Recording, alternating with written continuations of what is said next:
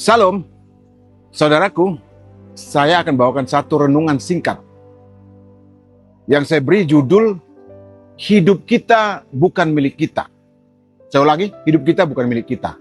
Teksnya saya ambil dari kitab Roma pasal 14 ayat 7. Bunyinya seperti ini. Sebab tidak ada seorang pun di antara kita yang hidup untuk dirinya sendiri. Dan tidak ada seorang pun yang mati untuk dirinya sendiri. Nah saudara, Rasul Paulus katakan kepada jemaat di Roma bahwa hidup kita ini sebenarnya bukan milik kita. Hidup ini adalah milik Tuhan. Jadi kalau dikatakan bahwa hidup kita untuk milik Tuhan, itu berarti setiap tindakan kita, setiap apa yang kita lakukan harus berdasarkan, harus sesuai dengan keinginan Tuhan.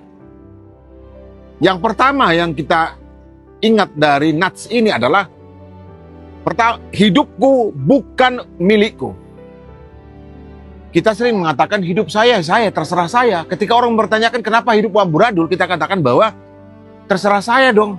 Nah, Rasul Paulus katakan apapun perjalanan hidupmu, entah kita sekolah, kuliah, menikah misalnya, bahkan mati pun itu semua adalah milik Tuhan.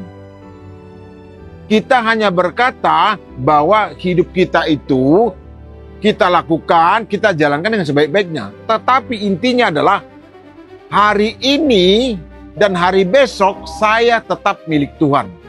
Hidup kita tetap milik Tuhan.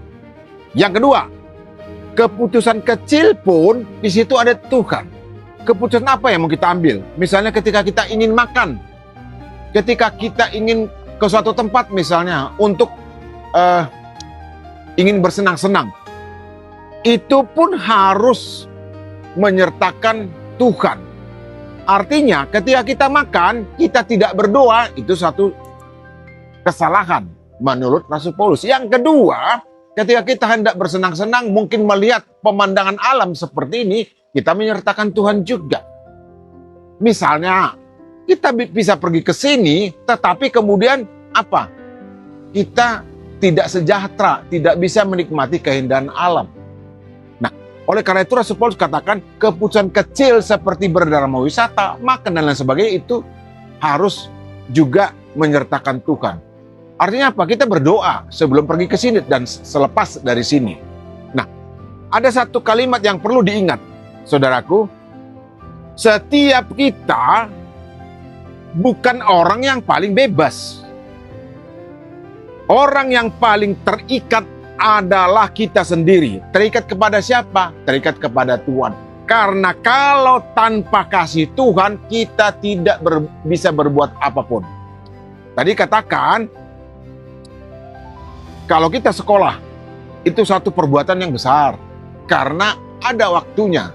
Nah, kalau kita melakukan hal-hal yang kecil pun, misalnya kita ingin berdarah wisata, ingin makan enak, itu pun semua karena Tuhan mengizinkan.